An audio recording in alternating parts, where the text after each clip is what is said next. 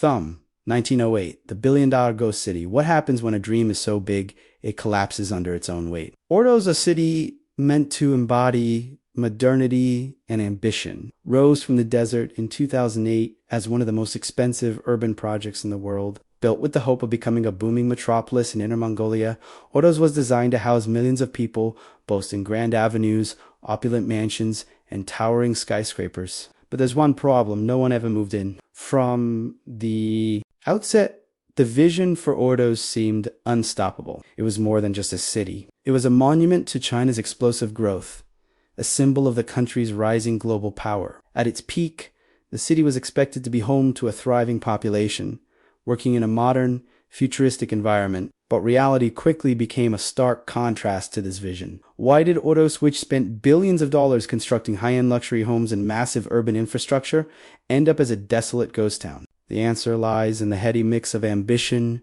greed, and miscalculation. And as you'll discover, Ordos wasn't just another abandoned construction site. It's a testament to the dark side of unchecked urban development, a modern tragedy born from the same dreams that have shaped China's skyline today. The government poured an unimaginable amount of money into making Ordos a model city, and some of the finest architects and designers were recruited to build the city's grand infrastructure. But beneath the shiny exterior of luxury homes and high-end buildings, a simple question looms: who was this city built for, and why didn't anyone move in? The answer may surprise you, and it might make you question the true cost of such grandiose dreams. Was Ordos just a project too ahead of its time, or was it doomed from the start? Let's take a deeper dive into the vision behind Ordos and explore how it all went wrong. If you're intrigued by the rise and fall of Ordos, let us know what you think in the comments below. Do you believe this city had a chance of success, or was it always doomed? Don't forget to hit that like button if you're enjoying the mystery so far, and make sure you subscribe to stay updated as we dive deeper into the tragic story of this billion-dollar city. Now, let's move on to explore the history behind Ordos and how it became one of China's most ambitious yet failed urban projects. In the early 2000s, China was experiencing one of the fastest urban growth spurts in human history. Cities were sprouting up from the ground at a pace that defied the imagination, each one more ambitious than the last. Ordos, located in the heart of Inner Mongolia, was designed to be the crown jewel in this explosive growth, a city that would embody the country's meteoric rise and showcase its ability to create modern metropolises from scratch. But why did this ambitious urban experiment fail? The project began in earnest in 2004, when local officials, inspired by China's rapid industrialization and urbanization, decided to create a city unlike any other. The vision was grand, a sprawling urban center capable of housing over 1 million people. Ordos was planned to be a blend of Western luxury and Eastern tradition, with vast high-end residential districts, luxury shopping centers, and even parks.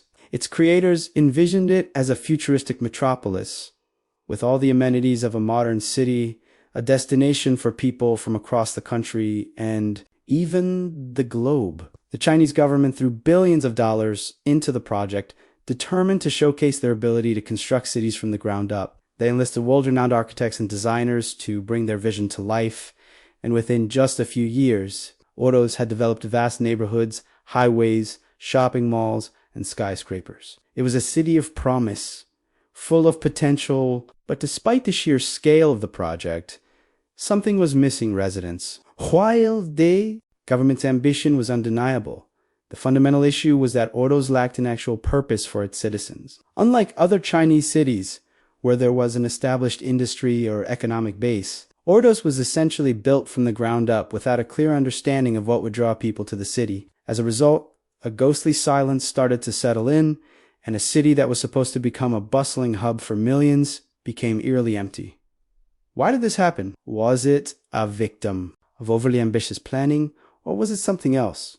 An illusion of prosperity built on shaky ground? As we explore Ordos further, we'll uncover how even the most well-funded urban dreams can falter when they fail to meet the needs of the people they're designed for. One of the most striking aspects of Ordos is its architecture: grand, empty, and ultimately futile. The city's streets are lined with opulent mansions and towering high-rises, built to create a sense of luxury and modernity. But despite the architectural marvels, there is a chilling emptiness that fills the city. Streets that should have been teeming with life are silent, and the high-end homes meant for families stand vacant, their doors unopened, windows dark. The mansions of Ordos are perhaps the most telling symbol of the city's failure. These homes, built in a range of architectural styles from modernist to classical, from European villas to sleek, futuristic designs, were intended to house the wealthy and the middle class. These extravagant buildings were meant to attract affluent residents, but in the end, they became a symbol of excess without purpose. What went wrong? The answer lies in a combination of overzealous planning, lack of economic foundation, and the disconnect between the city's construction and the real needs of its future inhabitants. The city's builders poured vast amounts of money into creating architectural beauty, but the city was built without considering the most crucial factor: people. The mansions, many of which are still standing empty today, tell the story of a place where luxury was created without any understanding of what would make it a thriving community. Some of these homes, meant for the upper class, were even too large for families to afford or maintain. Others, meant for middle-income workers, sat unused due to a lack of local jobs or industry. The result was a city of ghostly streets, where the beauty of the design couldn't mask the failure of its execution. It's easy to get lost in the grandeur of Ordos architecture, but behind every grand structure is the sobering reality that it was built for no one. The empty mansions are a silent testament to the city's failure, and a reminder of how high hopes can lead to a towering emptiness when the needs of the people are forgotten in the pursuit of grandeur. The dream of Ordos came crashing down just as quickly as it was built. Despite billions of dollars invested in its construction, the city was doomed to fail when the global financial crisis of 2008 hit. Ordos, like many other Chinese urban projects, was part of a larger real estate boom that was fueled by a rapid economic expansion. But the world's economy was about to take a sharp turn, and Ordos was caught in the crossfire. As the financial crisis spread, the real estate market in China, particularly in cities like Ordos, began to show signs of stress. The demand for new homes and luxury apartments plummeted, and the speculative bubble that had been inflating for years finally burst. What had been a booming construction site turned into an empty, unprofitable ghost town. The luxurious homes built to house millions of residents now stood vacant, and developers were left with projects that could not be completed or sold. The city's collapse wasn't just due to the global economic downturn. It also stemmed from the over-reliance on real estate as the sole economic driver. Ordos, which had been promoted as a model city for the future, lacked a solid foundation in terms of industry, employment opportunities, or a diversified economy. Without these elements, the city's luxury homes became nothing more than empty shells. The government had poured money into Ordos, believing that the city's grand architecture and infrastructure would be enough to attract people. But the underlying problem was that the city was simply too expensive to maintain and lacked the economic vitality to support its population. The crisis exposed the fragility of Ordos' foundation, and the city became a stark reminder of the dangers of overambitious urban planning. Without regard for the economic realities on the ground, Ordos' rapid decline highlights the broader risks of urban development projects that prioritize luxury over sustainability. The city's story serves as a cautionary tale about the dangers of building without a clear understanding of the needs of the people who are meant to inhabit the spaces, and the catastrophic consequences that can follow when economic realities fail to meet grand aspirations. Ordos is not just a failed city. It has become a symbol, a powerful cautionary tale for future urban planning projects around the world. The city was once hailed as a beacon of China's rapid urbanization and development, a futuristic marvel that would rise from the desert to become a bustling metropolis. But instead, it now stands as an empty, haunting monument to the dangers of overambition. City building without considering the human element in the world of urban development.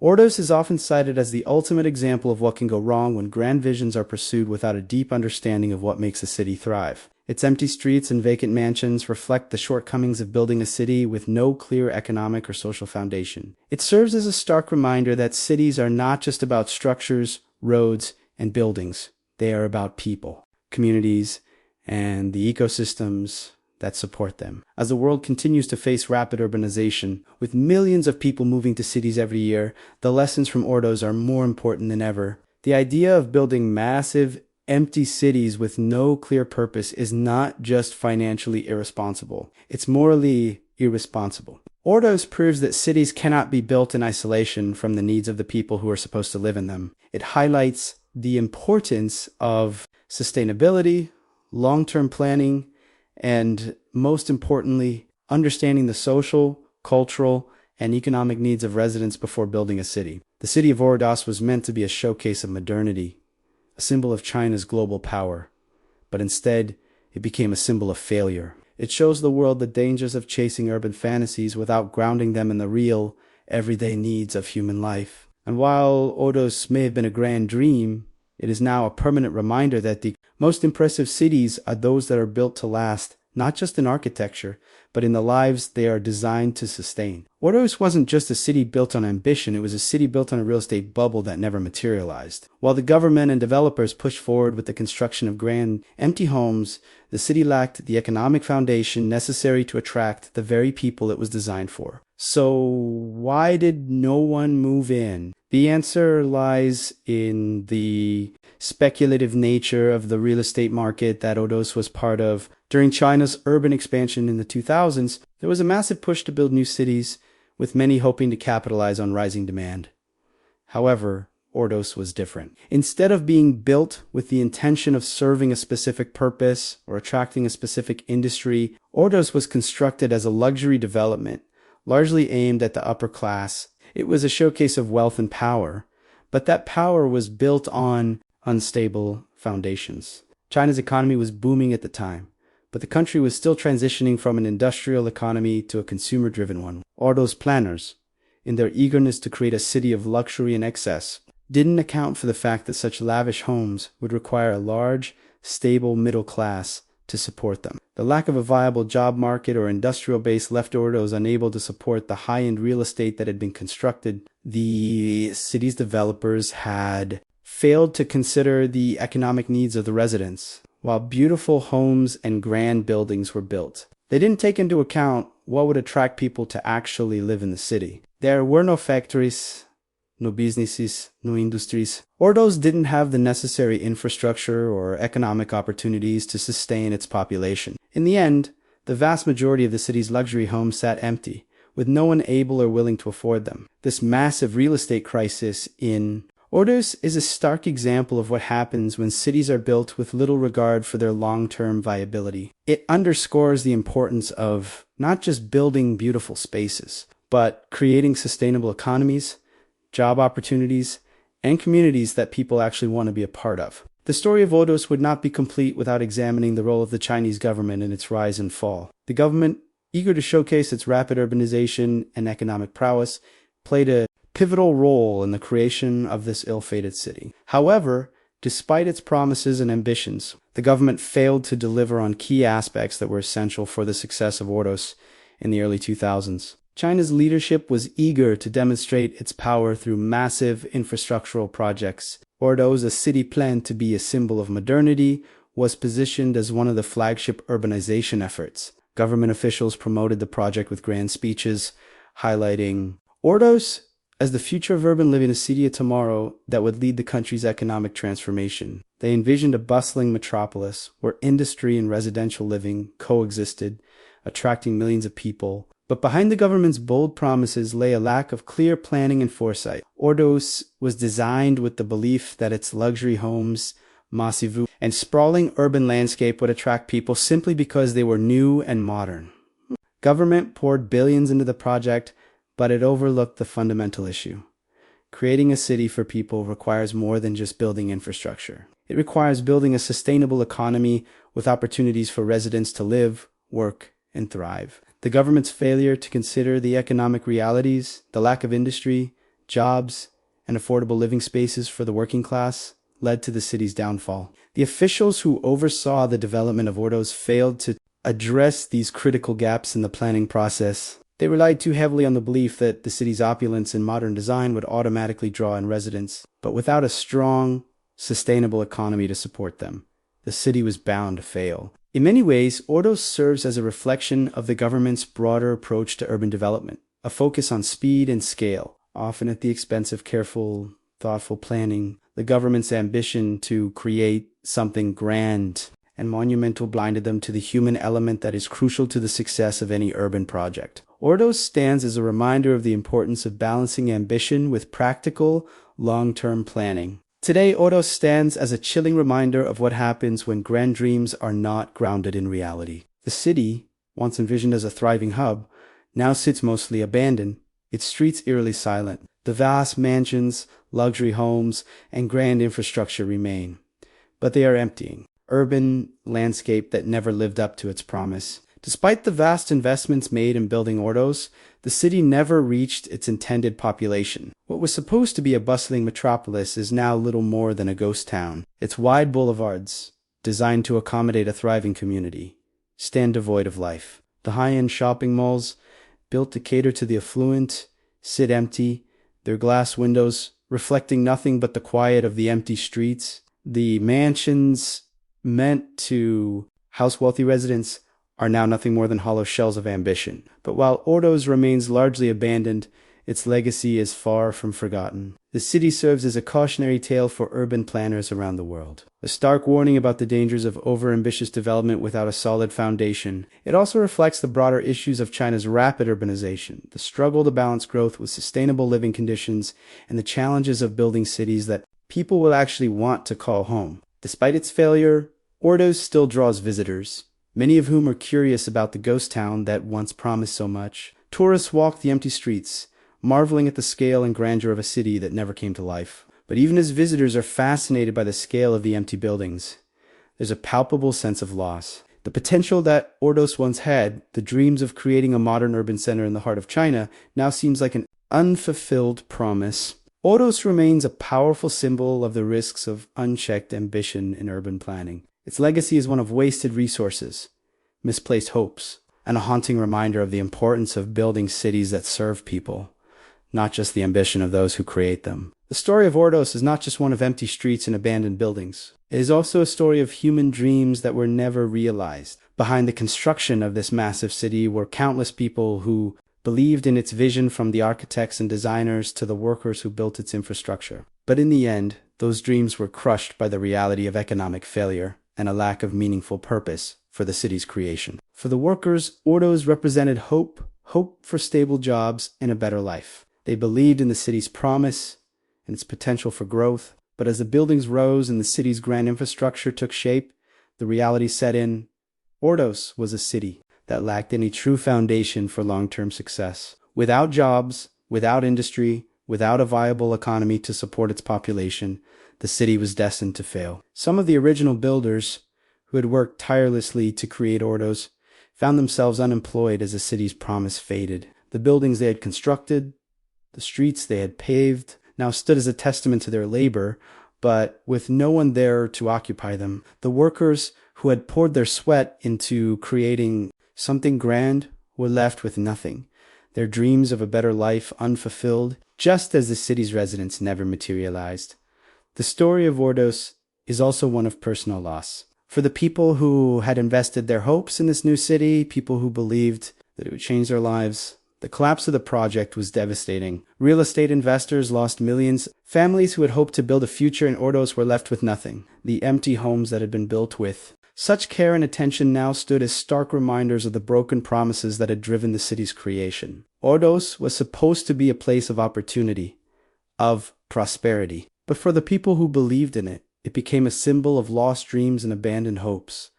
The city's failure was not just an economic one. It was deeply personal for the many who had hoped that Ordos would be their new home, their new beginning. Instead, it became a tragic reminder of what happens when ambition is not grounded in reality. As we reflect on the rise and fall of Ordos, one lingering question remains. Can this billion-dollar city, a modern ghost town, ever be revived, or is it doomed to remain a monument to ambition gone wrong? Despite the city's tragic past, there are still those who believe that Ordos could have a future, that it could be repurposed or reinvented to serve a new purpose. Reviving Ordos would require a complete shift in approach. The first step would be creating a solid economic foundation for the city, something it lacked from the very beginning. This means introducing industries, businesses, and job opportunities that would attract people to live and work in the city. It would also require attracting residents by providing affordable housing, not just luxury mansions meant for the wealthy elite. Without a sustainable economy, Ordos will remain nothing more than a set of empty buildings and streets. Another challenge for Ordos is its location. Situated in the desert of Inner Mongolia, it is geographically isolated with limited access to major transport hubs. For any revival to succeed, Ordos would need significant infrastructure improvements, including better connections to neighboring cities, transportation routes, and services. Without addressing these issues, the city will remain impractical for everyday life. However, despite these significant obstacles, there have been attempts to breathe new life into Ordos. Over the years, the Chinese government has continued to push for development in the city, trying to shift its focus from being an empty luxury hub to a more balanced, functional city. Yet, progress has been slow, and many of the grand ideas that were once associated with Ordos have been scaled back.